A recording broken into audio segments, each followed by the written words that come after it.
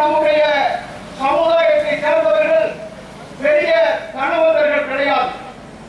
அன்றைக்கு இருந்த தனவந்தர்கள் யார் என்று கேட்டால் யாருக்கும் வந்தவை நமக்கு என்ன, இன்னைக்கு எல்லாம் இளைஞர்கள்லாம் வந்திருக்காங்க, ஏதோ வந்தா வேலைக்கு பார்த்தா நமக்கு என்ன லாபம் போனோம் இல்லாம அடுத்து என்ன செய்ய போறோம் அப்படிங்கிறத ஒரு குழுவை போடுங்க. விழிமைய அழைப்பு விடுத்த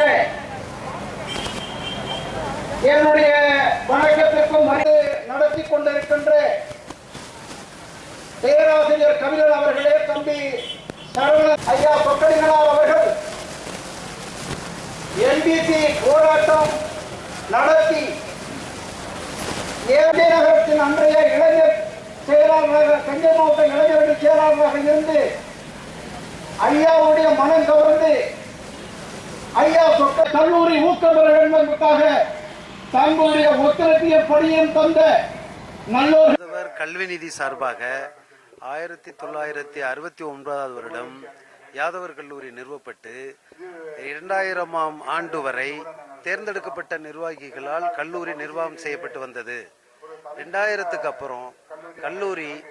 நியமன முறையில் செயலாளர் தேர்ந்தெடுக்கப்பட்டதன் விளைவாக பல்வேறு வழக்குகளை சந்தித்து இறுதியாக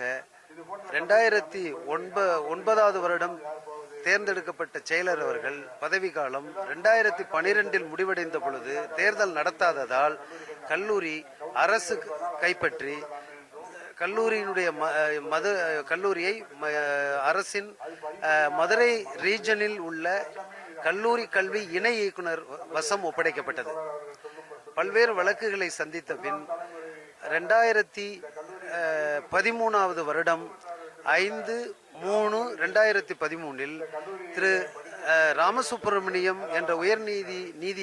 உயர்நீதிமன்ற நீதியரசர் அவர்களால் ஒரு தீர்ப்பு வழங்கப்பட்டது. அந்த தீர்ப்பின் அடிப்படையில் யாதவர் கல்லூரிக்கு Tamil Nadu private college regulation act 1975 விதி 14A36A பயன்படுத்தி கல்லூரிக்கு தனி அலுவலர் ஒருவரை நியமனம் செய்து கல்லூரியில் உள்ள குளறுபடிகள் அனைத்தையும் நீக்கி